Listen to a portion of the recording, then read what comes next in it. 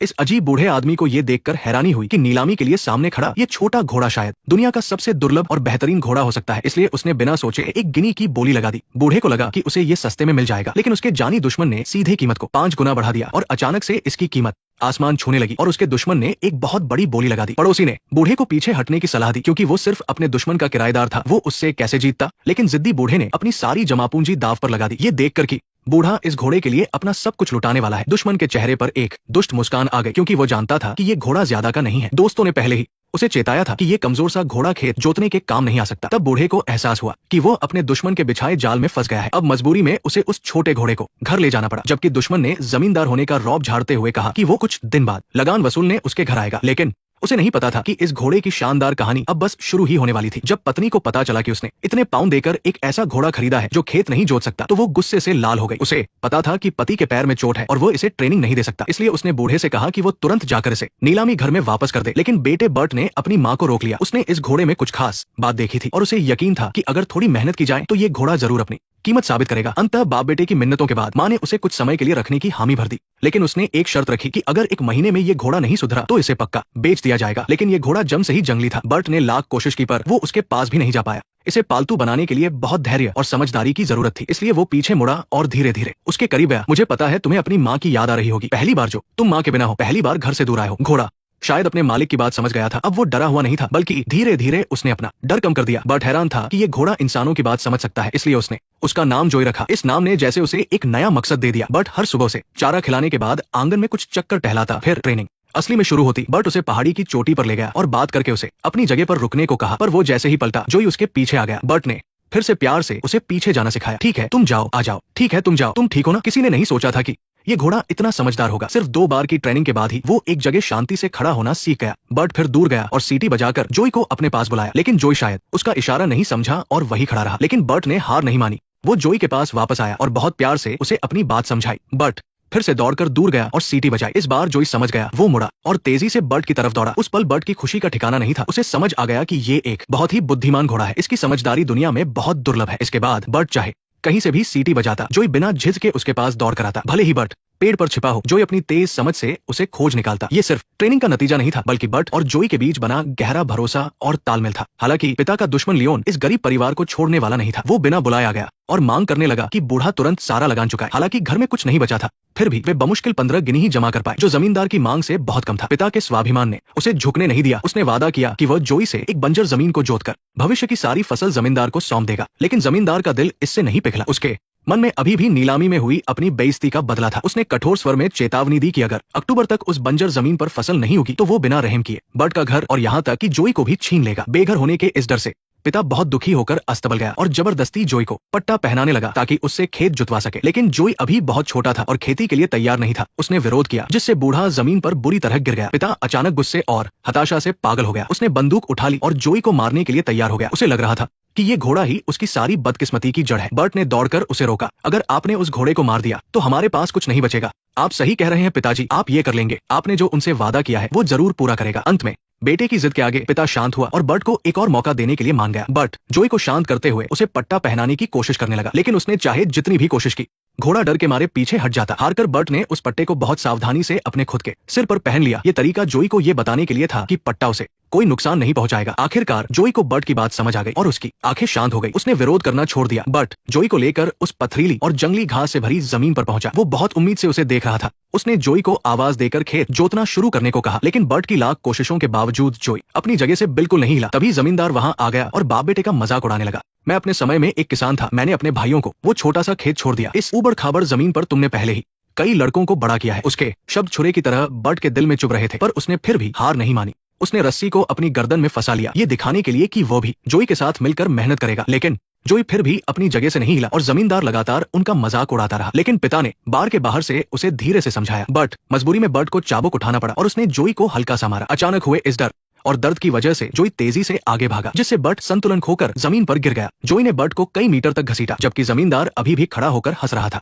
आसपास के पड़ोसी भी ये तमाशा देखने आ गए। उनकी आंखों में उत्सुकता के साथ साथ मजाक भी था। माँ अपने बेटे को इस तरह अपमानित होते नहीं देख सकी, इसलिए चुपचाप कमरे में चली गई और अपनी घबराहट को छिपाने के लिए स्वेटर बुनने लगी। वो बेटे के लिए दुखी भी थी और हार के परिणामों से डरी हुई भी थी। लेकिन बर्ट इतनी आसानी से हार मानने वाला नहीं था। वो जमीन से उठा और ये साबित करना चाहा कि वो जोई को खेत जोतना सिखा सकता है। लेकिन जोई बस अपनी ही जगह पर गोल गोल घूमता रहा और हल कभी भी जमीन में नहीं घुस पाया। बाढ़ के बाहर कुछ लोग मजाक उड़ा रहे थे तो कुछ मन ही मन तुम्हारा साथ दे रहे थे। तुम्हें पता है, हमें यकीन है कि हम ये कर सकते हैं। जब मैंने तुम्हें पहली बार देखा था तभी मैं समझ गया था कि तुम हमारे लिए सबसे अच्छे हो, इसीलिए मैंने तुम्हें यहाँ लाया था। उसे तुम्हारी सारी हिम्मत का पता है, तुम्हारे पास कभी कोई मौका नहीं था। मेरे पास कोई मौका नहीं है मेरे भाई। ठीक उसी वक्त अचानक जोरों की बारिश होने लगी। तमाशा देखने वाले लोग जाने लगे। जमींदार ने उन्हें अपना सामान समेटने के लिए एक दिन का समय दिया और कहा कि वो परसों घर खाली करवा लेगा। बर्ट को कीचड़ में जूझता देख माँ घबराई हुई और बेबस होकर बार के पास भाग कर आई। आज चाहे सफलता मिले या नहीं, बर्ट अब बड़ा हो गया था। उसने अपने कंधों पर इस परिवार का बोझ उठा लिया था। लेकिन इस भारी बारिश ने बर्ट को एक नई उम्मीद दी। बारिश के पानी ने मिट्टी को भिगोकर उसे धीरे धीरे नरम कर दिया था और ये बंजर जमीन जोतने का एक शानदार मौका था। जोई ने उनकी मौजूदा मुश्किलों को बयां कर दिया। ऐसा लगा जैसे उसे अपने मालिक की उम्मीदों और अपने कंधों पर रखी उस भारी जिम्मेदारी का एहसास हो गया था। उसने अपना सिर हल्का सा उठाया। उसकी आंखों में एक दृढ़ निश्चय था। बर्ट की एक जोरदार आवाज के साथ हल्का फाल उम्मीद के बीज की तरह उस उपजाऊ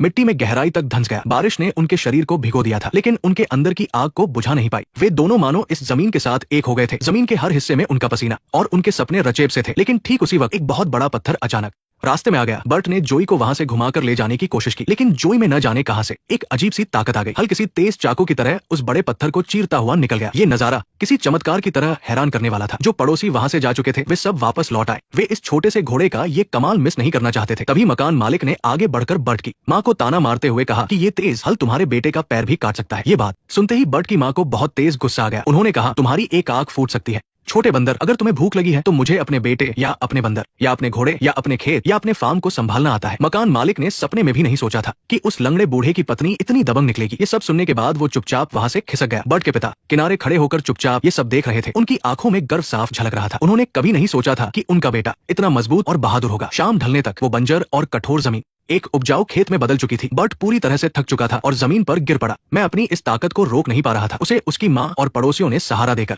घर के अंदर पहुंचाया। माँ ने जल्दी से अपने बेटे के कंधों की चोट पर शराब लगाई ताकि किसी तरह उसके दर्द को कम किया जा सके। लेकिन जैसे ही उस जानी पहचानी शराब की महक हवा में फैली, बर्ट के माथे पर सिलवटें आ गई और उसे अंदर ही अंदर एक अजीब सी नफरत महसूस होने लगी। उसकी यादों में उसके पिता हमेशा शराब के नशे में धुत रहते थे। उनके परिवार की इस बुरी हालत का कारण भी कहीं न कहीं ये शराब ही थी। शराब उसके पिता के लिए असलियत से भागने का एक जरिया बन गई थी जिसने इस परिवार को कभी न खत्म होने वाले अंधेरे में धकेल दिया था। बर्ट की बातें सुनकर माँ को उन पुरानी यादों की याद आ गई जो कहीं दब गई थी। फिर उन्होंने धूल भरे पुराने सामान के ढेर से कुछ मेडल निकाले। भले ही इन मेडल्स की चमक अब फीकी पड़ गई थी लेकिन उनसे जुड़ी शान और यादें आज भी बिल्कुल ताजा थी। दरअसल उसके पिता एक बहुत ही बहादुर और सम्मानित घुड़सवार सैनिक थे। उनकी बहादुरी के किस्से सुनकर हर कोई उनकी इज्जत करता था। लेकिन युद्ध खत्म होने के बाद उन्होंने जानबूझकर इन मेडल्स और इस सम्मान को छोड़ दिया क्योंकि उनके पिता का मानना था कि युद्ध अपने आप में एक बहुत बड़ा पाप है। भले ही वे जीतने वाली तरफ थे फिर भी इससे वो खून खराबा और पाप कम नहीं हो जाता। इसलिए वो रोज शराब पीने लगे ताकि किसी तरह उस खौफनाक खून खराबे की यादों से भाग सके। आज पहली बार बर्ट को अपने पिता की उस बेबसी और दर्द का एहसास हुआ। उन मेडल्स के पीछे की कहानी, वो सम्मान जो शराब के नशे में छिप गया था, आज वो सब कुछ उसके सामने बिल्कुल साफ हो गया था। तभी माँ ने अपने पति के सम्मान की निशानी उस झंडे को बड़े गर्व से बर्ट के हाथों में सौंप दिया। भले ही इस झंडे का रंग थोड़ा फीका पड़ गया था लेकिन इसकी जो अहमियत और उम्मीद थी वो कभी फीकी नहीं पड़ सकती थी। ये झंडा पिता के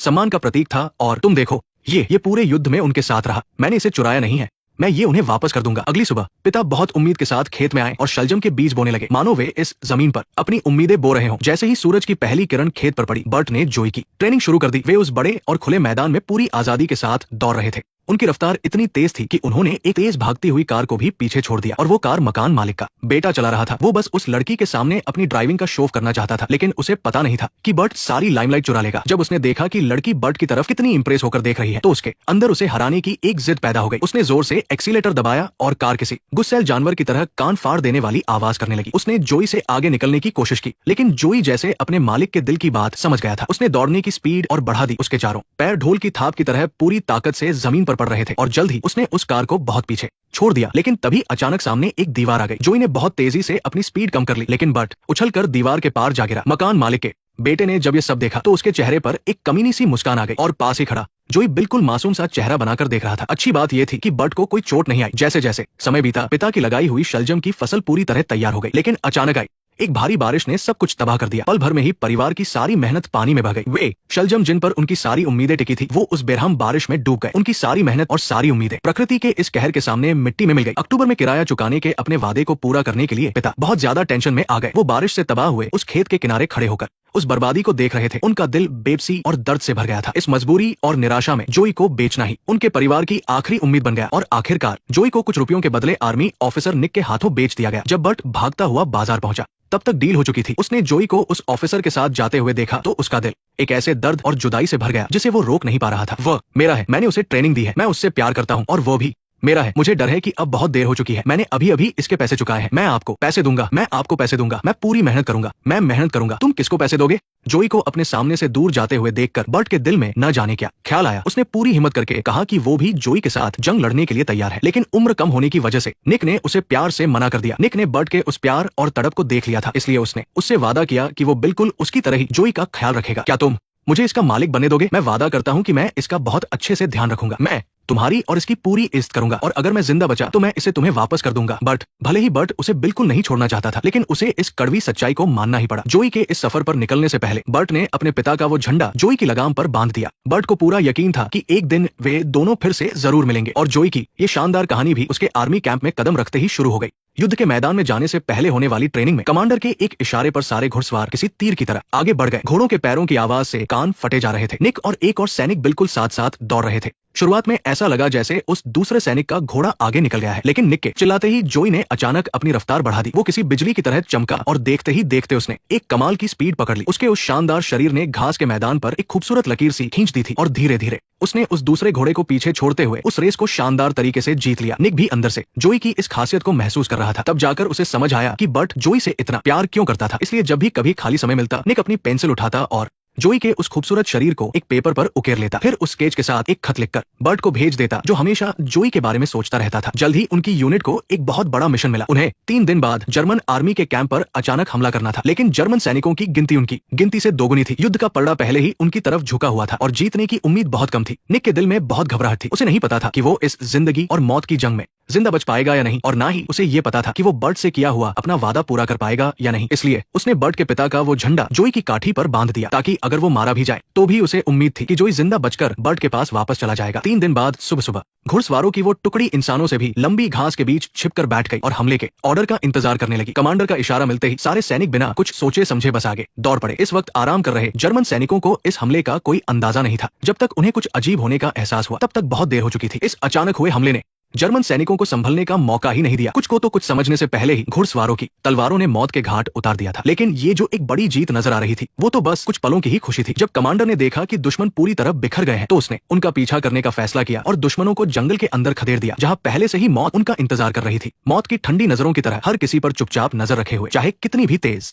तलवार क्यों न हो, वो बेरहम गोलियों का सामना नहीं कर सकती। अचानक ताबड़तोड़ गोलियों की आवाज गूंजी और ब्रिटिश कैवलरी पल भर में तबाह हो गई। निक इस अचानक आए बुरे सपने में मारा गया। सिर्फ जोई ही अपनी कमाल की रफ्तार की बदौलत गोलियों की बौछार के बीच जिंदा बच पाया। वो उस धुएं से भरे जंगल में डरा हुआ इधर उधर भाग रहा था। उस वक्त वो बस जल्द से जल्द बर्ट के पास लौटना चाहता था, लेकिन किस्मत को कुछ और ही मंजूर था। आखिर में उसे वहां पहुंची दुश्मन सेना ने पकड़ लिया। आर्मी कैंप में उसकी मुलाकात फिर से अपने पुराने साथी टोसो से हुई, जिसके साथ उसने लड़ाई लड़ी थी। हालांकि जर्मन सेना मशीनों पर चलती थी, इसलिए कमांडर ने आदेश दिया कि पकड़े गए सभी युद्ध के घोड़ों को मार दिया जाए, ताकि बाद में कोई दिक्कत न हो। खुशकिस्मती से एक सैनिक बहुत दयालु था। वो युद्ध के मैदान में लड़ चुके इन घोड़ों को बेमौत मरते हुए नहीं देख सकता था, इसलिए उसने अपने कमांडर से उन्हें जिंदा छोड़ने की मिन्नतें की। कमांडर ने आखिरकार सैनिक की बात मान ली। इससे जोई और टोसो को जीने की एक उम्मीद मिल गई, लेकिन टोसो किसी भी कीमत पर लगाम पहनने को तैयार नहीं था। वो वहां जिद्दी बनकर खड़ा रहा, इस तरह की किस्मत को मानने से इनकार करते हुए। तभी जब सैनिक परेशान हो रहा था, पास खड़े जोई को जैसे सब कुछ समझ आ गया। वो खुद सैनिक के पास गया और अपने एक्शन से दिखाया कि लगाम से कोई नुकसान नहीं है। मजबूत टोसो आखिरकार आराम से लगाम पहनने के लिए मान गया। सैनिक हैरानी से ये सब देख रहा था कि जोई इंसानों की बातें पढ़ सकता है। तभी उसकी नजर जोई के शरीर पर बंधे एक झंडे पर पड़ी। वो झंडा हवा में धीरे धीरे लहरा रहा था, जैसे कोई अधूरी कहानी सुना रहा हो। सैनिक ने बहुत ही सावधानी से उस झंडे को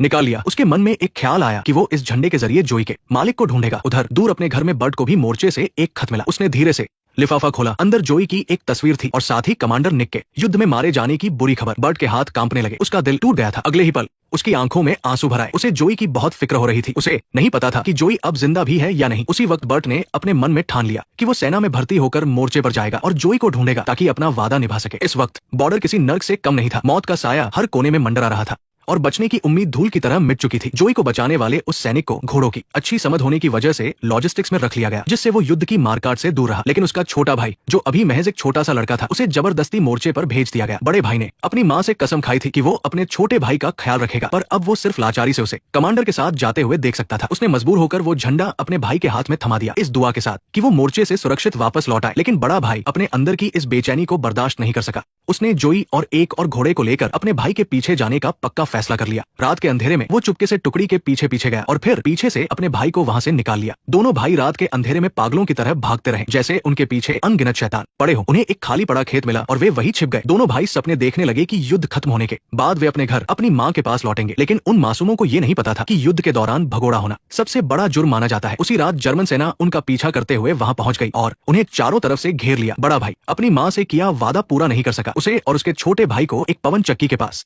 ले जाया गया। वो पवन चक्की रात की हवा में धीरे धीरे घूम रही थी, जिसकी भारी आवाज ने दोनों भाइयों को गोली मारे जाने की आवाज को दबा दिया और वो दोनों घोड़े वही उस खाली पड़े खेत में छूट गए। अगली सुबह जब एक लड़की ने अस्तबल का दरवाजा खोला तो वो अंदर दो शानदार घोड़ों को देखकर हैरान रह गई, जैसे ये भगवान का कोई तोहफा हो। लड़की खुशी से झूम उठी, जिसे शब्दों में बयां नहीं किया जा सकता था। वो खुशी खुशी अस्तबल से बाहर भागी। ये बात अपने दादा को बताने के लिए एमिली ने उन दोनों घोड़ों की देखभाल खुद करने का फैसला किया और उनका नया नाम रखा। ये लो, ये मैंने उन्हें मेरी टोपी पहने दो लड़कों में बदल दिया है। ये जरूर किसी के होंगे। ये बंदर न सिर्फ किसी बच्चों की कविता से आए हैं। हाँ, मुझे पता है दादाजी, ये बंदर नहीं है, इसलिए मैं आराम से इंतजार करूंगी। लेकिन दादाजी ने बहुत ही सख्ती से एमिली को घुड़सवारी करने से मना कर दिया, क्योंकि एमिली के माता पिता गुजर चुके थे और अब वो सिर्फ अपने बूढ़े दादाजी के सहारे थी। दादाजी अपनी पोती को अब कोई नुकसान पहुंचते हुए नहीं देख सकते थे। एमिली ने अपने दादाजी के झुर्रियों वाले चेहरे को देखा और उसके मन में कई तरह के ख्याल आने लगे। वो अपने दादाजी की फिक्र को समझती थी और उनकी परेशानी को भी। उस दिन से एमिली दोनों घोड़ों की बहुत अच्छी तरह देखभाल करने लगी और उन्हें छलांग लगाना सिखाने लगी। जोई को एक नई ट्रिक सिखाने के लिए एमिली एक सीढ़ी ले आई और जोई की पीठ पर चढ़ने ही वाली थी कि उसे दूर से शोर सुनाई दिया। जर्मन सैनिकों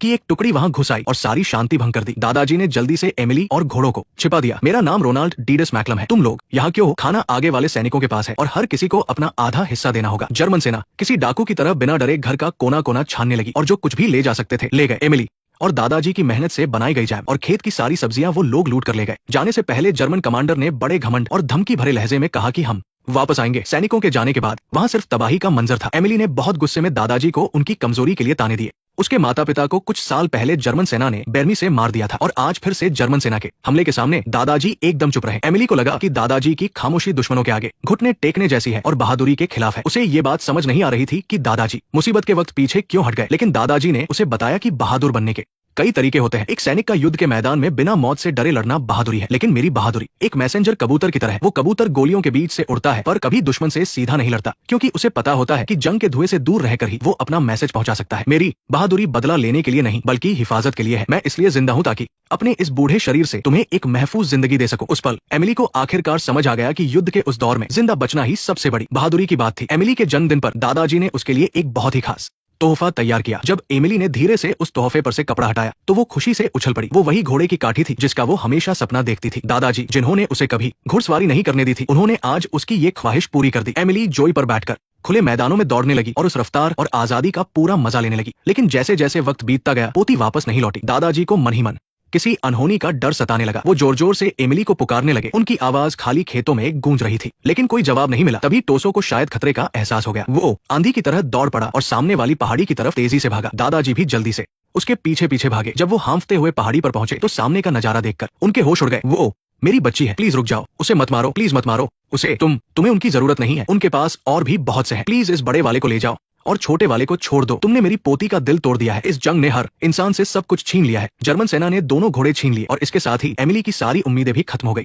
वो घोड़ों को दूर जाते हुए बस देखता रहा। उसका दिल बुरी तरह टूट चुका था। जोई और टोसो फिर से सेना में लौट आए थे। उन्हें आर्टिलरी में रखा गया, जहां उनसे भारी तोपें खिंचवाई जाती थी। जर्मन सेना की नजरों में ये घोड़े बस काम निकालने का एक जरिया थे, कोई जीते जागते जीव नहीं। तोपों को खींचते वक्त एक घोड़ा बुरी तरह थक कर जमीन पर गिर पड़ा। कमांडर ने थोड़ी सी भी दया नहीं दिखाई और बिना सोचे समझे बंदूक निकालकर उसे गोली मार दी। जिंदगी कितनी नाजुक है और युद्ध कितना बेदर्द, ये उस पल साफ नजर आ रहा था। लेकिन सैनिक ने कहा कि टोसो के पैर में चोट है, अगर उससे भारी तोपें खिंचवाई गई तो ये उसे मौत के मुंह में धकेलने जैसा होगा। ये बेरुखी से भरे शब्द इंसानियत को खत्म कर रहे थे। अब बस वहां एक कड़क ऑर्डर और आज्ञा मानना बाकी था। तभी एक परछाई सी दिखी। जोई ने अचानक अपनी लगाम छुड़ाई और तोप की गाड़ी के सामने आ गया। उसने घायल टोसो को बचा लिया। जोई ने अपने इस कदम से टोसो की जान बचा ली। जब तक उसने टोसो को वहां से सुरक्षित जाते हुए नहीं देख लिया तब तक वो वही खड़ा रहा। फिर उसने मुड़कर देखा, उसकी लाल आंखों में बिछड़ने का दर्द साफ दिख रहा था, लेकिन किस्मत ने उसे कभी चैन की सांस लेने का मौका नहीं दिया। वो भारी भरकम तोप पहाड़ की तरह उसके कंधों पर लदी हुई थी। हर एक कदम के साथ ऐसा लग रहा था मानो उसकी हड्डियां टूट रही हों। जोई का शरीर कांप रहा था, पर उसकी आंखों में एक पक्का इरादा था। उसने अपने दांत पीसे और अपनी आखिरी हिम्मत बटोरकर तोप को पहाड़ की चोटी तक खींच लिया। तोप के सेट होते ही सैनिकों ने फौरन उसमें गोले डाले और नीचे की तरफ निशाना सेट कर लिया। तोप के गोले बारिश की तरह गरजते हुए ब्रिटिश सेना के मोर्चे पर गिर रहे थे और वहीं कुछ दूरी पर बनी खाइयों में एक नौजवान सिपाही की जान भारी खतरे में थी। ये एल्बर्ट था, जो हाल ही में सेना में भर्ती हुआ था। जोई से अलग होने के बाद ये पहली बार था जब वे दोनों इतने करीब थे, लेकिन युद्ध और किस्मत ने उन्हें अभी भी कोसों दूर रखा था। धुआं अभी छंटा नहीं था, युद्ध जोरों पर था। एल्बर्ट ने अपनी इकलौती कीमती चीज बारूद के डिब्बे में रख दी। जर्मन सेना का हमला और भी तेज हो गया था, लेकिन ब्रिटिश सेना की गोलियां खत्म हो चुकी थी। अब उन्हें युद्ध के सबसे खौफनाक और पुराने तरीके का सामना करना था, यानी दुश्मनों से आमने सामने की लड़ाई। लेकिन आगे बढ़ने से ठीक पहले एल्बर्ट ने डिब्बे से जोई की वो तस्वीर निकाली और उसे सीने से लगा लिया, जैसे उसे यकीन हो कि जब तक जोई उसके पास है उसकी उम्मीद जिंदा रहेगी। कमांडर ने इन युवा सैनिकों को घूर कर देखा और एक बहुत बड़ी जिम्मेदारी एल्बर्ट के दोस्त एंड्रयू को सौंप दी। अगर हमारा कोई भी सिपाही डरकर वापस तुम्हारी तरफ भागे तो तुम ये बंदूक उठाना और उन्हें वही गोली मार देना। उस पल एंड्रयू के हाथ कांप रहे थे। उसने हामी तो भरी पर कुछ बोल नहीं पाया। तभी एक तेज सीटी बजी और पूरी सेना सैलाब की तरह गोलियों और तोपों की बौछार के बीच मौत के मैदान में कूद पड़ी। एल्बर्ट और मकान मालिक का बेटा भी इसी युद्ध में थे। उनके बीच की पुरानी कड़वाहट अब खत्म हो चुकी थी। अब वे साथ मिलकर लड़ने वाले साथी थे, जान की बाजी लगाने वाले भाई थे। अचानक एक गोली मकान मालिक के बेटे को लगी और वो तड़पता हुआ गिर पड़ा। एल्बर्ट ने बिना सोचे उसे खींचकर एक किनारे छुपा लिया और उसे दिलासा देने लगा, तुम ठीक हो जाओगे, तुम सुरक्षित हो, कोई न कोई मदद के लिए जरूर आएगा। एल्बर्ट मेरी बात सुनो, तुम ठीक हो जाओगे, तुम बिल्कुल ठीक हो जाओगे। हम डेवन के लड़के हैं, है ना? उनके पीछे मौजूद कम उम्र के सिपाहियों में से कुछ हिम्मत करके आगे बढ़ रहे थे तो कुछ डर के मारे अपने हथियार फेंककर जान बचाने के लिए पीछे भागने लगे। एंड्रयू ने कांपते हाथों से बंदूक उठाई। उसकी आंखों में कशमकश थी, लेकिन आखिर में उसने गोली नहीं चलाई और निडर होकर अपनी टुकड़ी के पीछे चल पड़ा। मैदान में धुआं ही धुआं था और वो जर्मन खाइयों के करीब पहुंच रहे थे, लेकिन सामने से हो रही भारी गोलाबारी ने उन्हें रोक दिया। कई सिपाही आगे बढ़ते हुए वही ढेर हो गए। मौत के इस खौफनाक मंजर के बीच एल्बर्ट ने बिना डरे अपनी जेब से एक ग्रेनेड निकाला, कांपते हाथों से उसकी पिन निकाली और उसे दुश्मन के ठिकाने की तरफ जोर से फेंक दिया। उसकी इस कोशिश ने जर्मन सेना के आखिरी गढ़ को तबाह कर दिया। उन्होंने पूरे जोश के साथ दुश्मन की खाई में धावा बोल दिया और आर पार की लड़ाई के लिए तैयार हो गए। लेकिन सामने एक अजीब सा सन्नाटा था। दुश्मन चुपचाप खाई में लेटे थे और उनके चेहरों पर गैस मास्क लगे थे। तब कमांडर को समझ आया कि वे एक जाल में फंस चुके हैं। अभी उसने कुछ बोला ही था कि सुरंग से एक गाढ़ा सफेद धुआं निकलने लगा, जैसे खुद मौत ने सांस छोड़ी हो। ये वो जहरीली गैस थी जिस पर अंतर्राष्ट्रीय प्रतिबंध लगा हुआ था। जर्मन सैनिक मास्क पहनकर पहले ही पीछे हट चुके थे और ब्रिटिश सेना एक अनदेखे खौफ में फंस गई थी। उस जहरीली गैस से भरी खाई में एल्बर्ट की जान तो बच गई, लेकिन उसकी आंखों की रोशनी चली गई। उधर दूसरी तरफ जर्मन शिविर में जोई और टॉसो एक सिपाही की मदद से उस अफरातफरी के बीच किसी तरह बच निकलने में कामयाब रहे, लेकिन बुरी तरह घायल होने की वजह से टॉसो अचानक जमीन पर गिर पड़ा। जोई धीरे से अपने गिरे हुए साथी के पास गया। अपनी प्यार भरी आंखों और हल्की आवाज से वो उस थकी हारी जान को दिलासा देने की कोशिश कर रहा था, पर टॉसो की बुझती हुई आंखें यही बता रही थी कि अब कोई भी प्यार उसे बचा नहीं सकता। वो अपनी जिंदगी की आखिरी सांसें ले रहा था। खून और आग से भरे इस बेरहम सफर पर चलने की अब उसमें हिम्मत नहीं थी। डूबते हुए सूरज की लाल किरणें युद्ध के उस तबाह मैदान पर पड़ रही थी। जोई की दर्द भरी चीख उस सन्नाटे को चीर रही थी। टॉसो ने अपनी आंखें हमेशा के लिए मूंद ली और उसी पल उनके बीच के उस खूबसूरत रिश्ते का एक बहुत ही दर्दनाक अंत हो गया। छोड़ दो उसे, चलो यहाँ से, चलो यहाँ से। वो चुपचाप टॉसो को आखिरी बार देख रहा था, लेकिन ये खौफनाक युद्ध का मैदान कभी भी शोक मनाने का वक्त नहीं देता। ब्रिटिश सेना के टैंक गरजते हुए आगे बढ़े और उस बेरहम मशीन ने टॉसो के बेजान शरीर को रौंद दिया। खौफ के मारे जोई बदहवास होकर भागा, पर वो कंटीले तारों से बने एक कोने में फंस गया। वो नुकीले तार एक पिंजरे की तरह उसे हर तरफ से घेर चुके थे। भागने का कोई रास्ता नहीं था। टैंक के चलने की तेज आवाज मौत के कदमों जैसी लग रही थी, जो धीरे धीरे उसकी उम्मीद को निगल रही थी। जोई ने एक दिल दहला देने वाली आवाज निकाली। ये एक युद्ध के घोड़े की अपनी किस्मत से बगावत थी। उसने एक तेज छलांग लगाई और अपनी पूरी ताकत लगाकर मौत के उस साए को पार कर लिया। वो टैंक के नीचे कुचले जाने से बचकर भाग निकला, लेकिन अब वो पहले जैसा शांत नहीं था। वो एक डरे हुए परिंदे की तरह मैदान में इधर उधर बेतहाशा भाग रहा था। तोपों की आवाजें गूंज रही थी और उसका हर कदम मौत के किनारे से गुजर रहा था। वो लगातार भागता रहा, खाइयों को फांदते हुए, मोर्चों को पार करते हुए। वो किसी काली बिजली की तरह रात के अंधेरे को चीरता हुआ एक तूफान सा बन गया था। हथियारों की उस बाढ़ में वो अकेला दौड़ रहा था। वो किसी एक पक्ष का नहीं था, पर युद्ध ने उसे जकड़ रखा था। वो इंसानों की इस लड़ाई को नहीं समझता था। किस्मत से भरी उस खौफनाक रात में जोई के अंदर एक ऐसी ताकत आ गई थी जो पहले कभी नहीं दिखी। उसकी वो दौड़ अब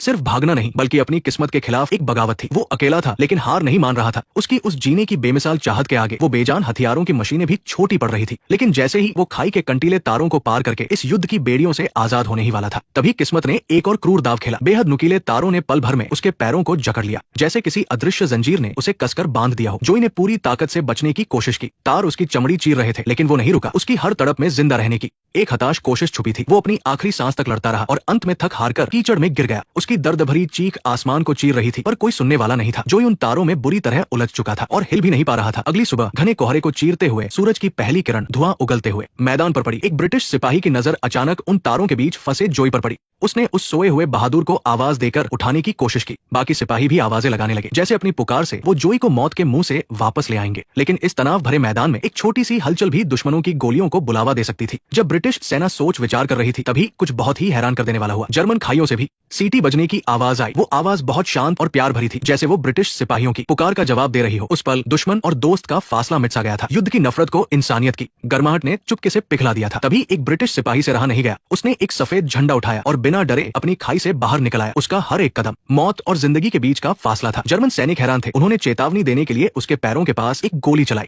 लेकिन वो जरा भी पीछे नहीं हटा और पूरे यकीन के साथ जोई की तरफ बढ़ता रहा। चलते चलते वो सिपाही जोर से चिल्लाकर अपनी बात बताने लगा। ये सफेद झंडा है, क्या तुम लोगों को ये सफेद झंडा दिख रहा है? यहाँ मैं अकेला ही बचा हूँ। वो बेवकूफ मेरा ही शागिर्द था, मैं उसे कभी नहीं छोड़ूंगा। उसने मुझे उस हरे रंग के कूड़ेदान में डाल दिया था और मुझे धक्का दे दिया था। पर अफसोस की बात यह थी कि हड़बड़ी में वो तार काटने वाला प्लास लाना ही भूल गया। जब वो परेशान खड़ा था, तभी उसके पीछे एक परछाई सी उभरी। एक जर्मन सिपाही अचानक वहां आ खड़ा हुआ और उसके हाथ में एक प्लास था। दोनों ने मिलकर काम करना शुरू किया और एक एक करके तार काटने लगे। किसने सोचा था कि बारूद और नफरत से भरे इस मैदान पर ऐसा अनोखा और प्यार भरा नजारा भी देखने को मिलेगा। दो दुश्मन देशों के सिपाही एक साथ मिलकर इस बेकसूर घोड़े की जान बचा रहे थे और तार काटने के बीच बीच में वो एक दूसरे से मजाक भी कर रहे थे। इतने सुकून से बात कर रहे थे जैसे दो पुराने दोस्त मिले हों। अगर इस युद्ध ने उन्हें एक दूसरे के खिलाफ खड़ा नहीं किया होता, तो शायद वो दोनों एक दूसरे के सबसे अच्छे दोस्त होते। जब जोई आजाद हो गया, तो दोनों के सामने एक नया सवाल खड़ा हो गया। मौत को मात देने वाला ये घोड़ा आखिर किसका होगा? तो दोनों ने सिक्का उछाल कर फैसला करने की सोची। ठीक है फ्रेड, तुम बताओ। नहीं भाई, मेरा नाम फ्रेड नहीं है, मेरा नाम पीटर है। मैं कॉलिन हूँ। तुम्हारा नाम क्या है कॉलिन? हेड या टेल? सिक्का जब जमीन पर गिरा तो हेड आया और ब्रिटिश सिपाही कॉलिन जीत गया। पीटर ने एक हल्की सी आह भरी और कोई बहस नहीं की। इस खतरनाक और जालिम मैदान में भी इंसानियत की सबसे सच्ची अच्छाई अभी पूरी तरह से खत्म नहीं हुई थी और अब वक्त आ गया था कि वो दोनों अपनी अपनी खाइयों में लौट जाएं और उस कभी न खत्म होने वाले युद्ध का सामना करें, क्योंकि सिर्फ आधे घंटे बाद फिर से गोलियां चलनी शुरू हो जाएंगी। दोनों सिपाही उस कीचड़ और तारों के बीच खड़े होकर एक दूसरे से हाथ मिला रहे थे। ये विदाई का पल था, पर इसमें एक साथी वाला प्यार और बहुत सारा सम्मान था। तुम इसका ख्याल रखना, ठीक है? मैं रखूंगा। कितना अजीब है ना? तुम अपना ख्याल रखना मेरे दोस्त। डसेल्डोर्फ से आई ये जर्मन कैंची मेरी निशानी के तौर पर रख लो। शुक्रिया। तुम अब इसे वापस अपनी जेब में रख लो और अपना सिर नीचे रखना मेरे भाई। लेकिन उसके कदम बहुत भारी थे, क्योंकि किसी को नहीं पता था कि क्या ये एक दूसरे से बात करने का आखिरी मौका होगा। जब कॉलिन जोई को ब्रिटिश कैंप में वापस लाया, तो उसके दिल में एक हल्की सी लेकिन पक्की उम्मीद थी। उसे उम्मीद थी कि ये युद्ध का घोड़ा जो गोलियों की बारिश और नो मैंस लैंड से होकर आया है, उसे डॉक्टर बचा लेगा। लेकिन वहाँ इतने सारे घायल सैनिक थे कि डॉक्टर के पास एक घायल घोड़े को देखने का बिल्कुल समय नहीं था। जोई की वापसी से अचानक कैंप में हलचल मच गई। सैनिक तुरंत उसे देखने के लिए इकट्ठा हो गए। इस चोटिल लेकिन शान से खड़े घोड़े को देखकर उनकी आंखों में हैरानी और बहुत सारा सम्मान था। वहीं दूसरी तरफ अपनी आंखों की रोशनी खो चुके बर्ट ने अपने साथियों से इस घोड़े के बारे में सुना। उसके दिल में अचानक एक बेचैनी सी उठी। वो चाहता था कि काश ये वही जोई हो जिसे वह दिन रात याद करता है। लेकिन जब डॉक्टर ने जोई की चोटों की जांच की, तो उसका चेहरा उतर गया। तुम्हें इसे अभी मार देना चाहिए, लेकिन मैं ऐसा कर सकता हूँ। वो एक बेवकूफी भरी लड़ाई होगी। ये पैर किसी को नुकसान नहीं पहुंचाएगा। सारे सैनिक शांत हो गए। कोई भी गोली नहीं चलाना चाहता था। एक अफसर ने धीरे से अपनी बंदूक उठाई। जैसे ही उसकी उंगली ट्रिगर दबाने वाली थी, एक लंबी सी सीटी की आवाज ने सन्नाटा चीर दिया। जोई के लिए वो आवाज बहुत साफ और पहचानी हुई थी। भीड़ में थोड़ी हलचल हुई, लेकिन किसी को नहीं पता था कि आवाज कहां से आई। अफसर ने माथा सिकोड़ा और जोई के सिर को सीधा करके फिर से बंदूक तान दी। तभी दूसरी बार सीटी बजी और जोई के कान तुरंत खड़े हो गए। उसकी नजरें एक जगह टिक गई। ये उसके दिल के करीब वही धुन थी जो कई सुबह और शाम में गूंजती थी। भीड़ ने धीरे धीरे रास्ता छोड़ दिया। बर्ट ने जैसे अपने दिल से जोई को अपनी तरफ आते महसूस कर लिया था। उन्होंने किस्मत की सारी बंदिशों को तोड़ दिया था और इस दर्द और युद्ध के बीच फिर से मिल गए थे, जैसे कोई बहुत समय बाद अपने परिवार से मिल रहा हो। ये मौत को मात देकर अपना वादा निभाने जैसा था। उस पल समय जैसे रुक गया था। आसपास की गोलियों और शोर शराबे की आवाज भी इस नजारे को देखकर शांत हो गई। लेकिन डॉक्टर का मानना था कि ये एक अजनबी घोड़ा है। लेकिन जब डॉक्टर ने नीचे देखा, तो जोई के खुर कीचड़ से सने थे, जो बर्ट की बातों से मेल नहीं खा रहे थे। उसने बहुत ध्यान से जोई के खुरों से कीचड़ साफ किया। जैसे जैसे गंदा पानी नीचे बहने लगा, उसके चारों सफेद खुर साफ दिखने लगे। ऐसा लगा जैसे किस्मत ने आखिरकार सच का पर्दा हटा दिया हो। डॉक्टर हैरान रह गया। उसने अपना कपड़ा निकाला और जोई के माथे को धीरे से पोंछने लगा और उसी पल एक साफ हीरे के आकार का सफेद निशान दिखने लगा। सबकी नजरें वही टिक गई। अब कोई भी जिंदगी और मौत से परे इस रिश्ते पर शक नहीं कर सकता था। वे समझ गए कि ये कोई आम घोड़ा नहीं है, बल्कि नर्क से लौटकर आया एक योद्धा है। ये एक अंधे सैनिक का वो दोस्त है जिसे उसने अपनी जान से ज्यादा चाहा। इस पल मौत पीछे हट गई और मारकाट की इस दुनिया को इंसानियत ने रोशन कर दिया। जोई के माथे का सफेद निशान जैसे भगवान का आशीर्वाद था। हर कोई खामोश था, इसलिए नहीं कि उनके पास कहने को कुछ नहीं था, बल्कि ये पल शब्दों से कहीं ऊपर था। भावनाओं से भरा डॉक्टर ने पूरी गंभीरता के साथ बर्ट से वादा किया कि 3 महीने बाद युद्ध खत्म हो जाएगा। लोग जिस शांति की उम्मीद कर रहे थे वो आखिरकार आ गई, लेकिन ये अपने साथ सिर्फ घर वापसी की उम्मीद नहीं बल्कि नई मुश्किलें भी लाई। बर्ट की आंखों की रोशनी लौट आई थी, लेकिन एक और जुदाई उसका इंतजार कर रही थी। सेना के नियमों के अनुसार जोई को नीलामी में शामिल होना ही था। सभी दूसरे घोड़ों को तुरंत बेचा जाने वाला था। ये एक बहुत ही क्रूर चाल थी। वो एक आदमी का घोड़ा था, उसने उसे बहुत प्यार से पाला था। Silence, silence, silence. हालांकि अफसर ने उसके लिए बहुत बहस की, लेकिन फिर भी वो इस बेदर्द किस्मत को नहीं बदल पाया। मजबूर होकर बर्ट जोई को अस्तबल से धीरे धीरे बाहर ले आया। उसके भारी कदमों में जैसे पूरे युद्ध की यादें सिमटी हुई थी। लेकिन हैरानी की बात थी कि अस्तबल के बाहर भारी भीड़ जमा थी। दरअसल सारे साथी इन पुराने दोस्तों को मिलाने के लिए खुद ही पैसे इकट्ठे कर रहे थे। उन्होंने कुछ पैसे जमा किए। वो सैनिकों की जेबों में बचे आखिरी सिक्के थे। ये जोई के लिए उनका सम्मान था और बर्ट के लिए उनका सच्चा प्यार। लेकिन अफसोस, ये भावुक कोशिश भी जोई की मशहूर कहानी के सामने काम न आई। नीलामी में उसकी कीमत तेजी से बढ़ने लगी। ये कीमत बर्ट की पहुंच से बहुत बाहर थी। जब वो पूरी तरह से निराश हो चुका था, तभी भीड़ में से एक भारी और दमदार आवाज आई। सब लोग हैरान होकर मुड़कर देखने लगे। वो कोई और नहीं बल्कि एमिली के दादाजी थे। आखिरकार उन्होंने पाउंड की एक बहुत बड़ी कीमत देकर जोई को खरीद लिया। इस अचानक हुए फैसले से बर्ट के होश उड़ गए। वो भागकर एमिली के दादाजी के पास गया और विनती करने लगा कि वह जोई उसे बेच दे। वो किस्तों में दुगने पैसे देने को भी तैयार था, लेकिन दादाजी ने मना कर दिया। दरअसल कुछ महीने पहले उनकी पोती एमिली गंभीर बीमारी से गुजर गई थी और अब जोई ही उनके जीने का इकलौता सहारा था। ये सुनकर बर्ट चुप हो गया। अब वो उनसे कोई मिन्नत नहीं कर सकता था। वो बस बेबसी से जोई को जाते हुए देखता रहा। लेकिन जैसे ही वो मुड़कर जाने लगा, जोई ने अचानक अपनी रस्सी छुड़ाई और दौड़कर बर्ट के पास आ गया। उसने अपना सिर बर्ट के सीने पर रख दिया। उसकी आंखों में बिछड़ने का दुख और भरोसा था। बर्ट ने प्यार से उसकी गर्दन सहलाई और अपने आंसू रोकते हुए उसे दिलासा दिया, चिंता मत करो मेरे दोस्त, मैं तुम्हारा ख्याल रखूंगा। मैंने तुम्हें ढूंढ लिया है ना? तुमने मुझे ढूंढ लिया है। हम हमेशा साथ रहेंगे। वो जोई को लेकर धीरे धीरे दादाजी के पास वापस छोड़ने गया, लेकिन इस नजारे ने दादाजी के दिल को छू लिया। उन्होंने सामने खड़े इस मजबूत सैनिक को देखा और अपनी जेब से एक पुराना मेडल निकालकर उसे देते हुए कहा, तुम्हारा शुक्रिया, और ये भी रख लो। Silence, silence, silence, silence, silence, silence, silence, silence. Emily बहुत अच्छी थी और उसके दादाजी भी बहुत अच्छे हैं। जब डूबते सूरज ने आसमान को लाल कर दिया, तब बर्ट और जोई आखिरकार घर की ओर चल पड़े। घर पर उसकी माँ कब से उनका इंतजार कर रही थी। उनकी खुली बाहें जैसे सालों का सुकून देने वाली पनाह थी। उनका एक गले लगाना ही बाहर की सारी थकान और दर्द को भुलाने के लिए काफी था। युद्ध से टूटे हुए उस दिल को बहुत शांति मिली। जोई की आंखें एकदम साफ थी। उनमें आज भी दुनिया की सच्चाई और भरोसा झलकता था। जैसे युद्ध की आग ने उन्हें कभी छुआ ही न हो। वो आज भी वही सच्चा और बहादुर घोड़ा था। युद्ध के उस मुश्किल दौर में एक ऐसा रिश्ता बना जिसने इंसान और जानवर के फर्क को मिटा दिया और जिंदगी का सबसे पक्का बंधन बन गया। युद्ध ने हमेशा दोस्त और दुश्मन बांटने की कोशिश की, लेकिन जिंदगी की अहमियत इन सबसे ऊपर रही। जब लोग अपने मन मुटाव भूलकर जिंदगी की कद्र करते हैं, तब इंसानियत की चमक सारी क्रूरता को खत्म कर देती है। ठीक वैसे ही जैसे नो मैंस लैंड में ब्रिटिश और जर्मन सैनिकों ने एक साथ हथियार डालकर जोई की जान बचाई थी। ये दिखाता है कि इंसान की अच्छाई कभी भी युद्ध के कारण खत्म नहीं होनी चाहिए। युद्ध घर तबाह कर सकता है, लेकिन दिलों के रिश्ते नहीं। दुख जिंदगी को तोड़ सकता है, लेकिन उम्मीद को नहीं। युद्ध का पागलपन जिंदगी को तबाही में धकेल देता है, जबकि शांति हर तरह की भावना को पनपने का मौका देती है। जब हम युद्ध की क्रूरता को याद रखेंगे, तभी हम शांति की अहमियत को समझ पाएंगे। जिंदगी को एक फार्म की तरह आजादी से बढ़ना चाहिए, न कि युद्ध का खिलौना बनना चाहिए। जल्दी करो।